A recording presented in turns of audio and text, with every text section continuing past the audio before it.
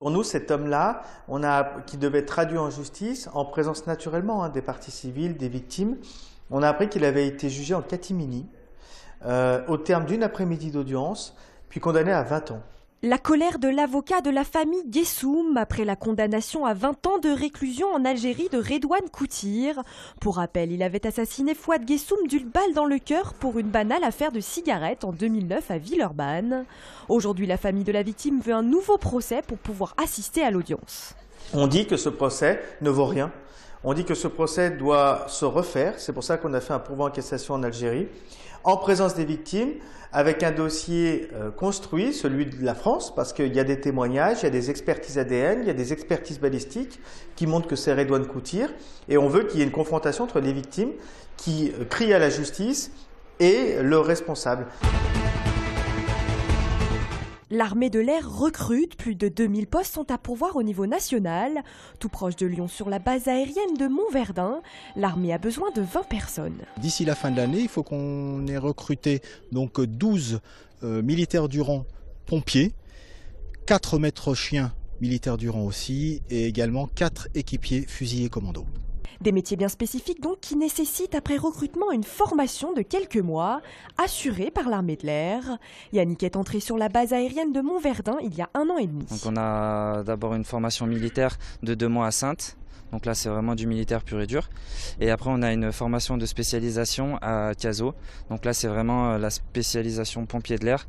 Donc sur les feux aéronautiques. Donc sur la base de Lyon, donc notre mission principale, c'est assurer donc la sécurité incendie des infrastructures militaires, donc en surface et également dans l'ouvrage enterré. Et également assurer le secourisme sur base, donc du personnel militaire essentiellement. Christian, lui, est maître chien depuis 15 ans, une passion exigeante. Bonne qualité physique, morale, avoir un esprit d'équipe, être toujours volontaire. Parce que le métier de maître chien, c'est pas un métier facile, mais avec de la motivation et des collègues qui sont derrière vous pour vous aider, vous pourrez arriver à vos fins rapidement. 1200 personnes travaillent quotidiennement sur la base aérienne de Lyon-Montverdun. L'objectif initial, c'était un opéra à la campagne. On a aujourd'hui ce lieu qui permet d'accueillir un peu plus de 600 personnes et qui a une sonorité qui semble appréciée des puristes. Monter l'opéra Carmen de Bizet avec 100 musiciens et choristes de l'orchestre symphonique de Lyon-Villeurbanne dans un boulodrome qui plus est à la campagne. L'idée peut paraître farfelue, pourtant la commune de Mornan a relevé le défi. Un tel événement aujourd'hui, c'est une mobilisation importante des services municipaux, mais surtout sa particularité, c'est que c'est un événement qui a été financé par des mécènes privés. C'est-à-dire qu'aujourd'hui, on a un budget de l'ordre de 50 000 € qui est intégralement couvert par les entrées et par des mécènes privés qui nous soutiennent sur cet événement-là.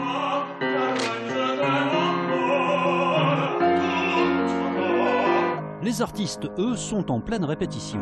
L'orchestre symphonique Lyon-Villeurbanne essaye d'aller jouer dans plein d'endroits où il n'y a pas forcément d'orchestre symphonique qui viennent jouer. C'est un petit peu notre credo, si je puis dire. Je pense qu'on ne peut pas se satisfaire qu'il n'y ait des orchestres symphoniques que dans les grandes villes. Nous jouons dans beaucoup d'endroits dans la région et je pense que c'est tout à fait normal. Les gens n'ont pas forcément à faire 200 km pour aller écouter un orchestre symphonique. Carmen au boulodrome de Mornan, c'est samedi soir à 20h30. Le spectacle devrait afficher complet. Cette fois, la saison est bel et bien terminée. L'Asvel s'est incliné hier soir sur le parquet du Mans 69-60 dans une rencontre décisive. L'aventure play-off pour les joueurs de JD Jackson s'arrête dès le stade des quarts de finale. Logique au vu de la maîtrise affichée par les Manceaux sur les 3 matchs. Chacun des 3 matchs, on a été malmenés. Donc il y a des regrets quant à ça forcément. Mais on a montré du cœur à chaque fois, on n'a jamais baissé. On a quand même resté, on a lutté, on est resté solidaire. L'Asvel aurait pu y croire dans le 3e quart-temps grâce notamment à Alex Hacker, auteur de 16 points hier soir. Insuffisant néanmoins pour faire douter une équipe du Mans, intraitable à domicile. On est excité de revenir de -15 jusqu'à -5, -6. Il fallait juste être lucide jusqu'au bout. Et très honnêtement, on fait des fautes hâtives qui cassent un peu notre rythme. La venue de Tony Parker ces derniers jours n'aura donc rien changé. Malgré de grandes ambitions affichées en septembre dernier, les Villeurbanais, pourtant deuxième budget de Pro A, semblent aujourd'hui à leur place. Ils ont fait preuve de trop d'inconstance dans leur jeu pour espérer mieux cette saison.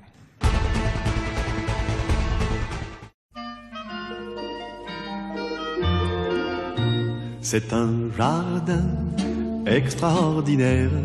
Des roses de toutes les couleurs et dans toute la ville, c'est l'image pour terminer ce JT. 3000 rosiers ont été installés place des Terreaux et dans la cour de l'hôtel de ville à l'occasion du congrès mondial des sociétés de roses qui se déroule à Lyon.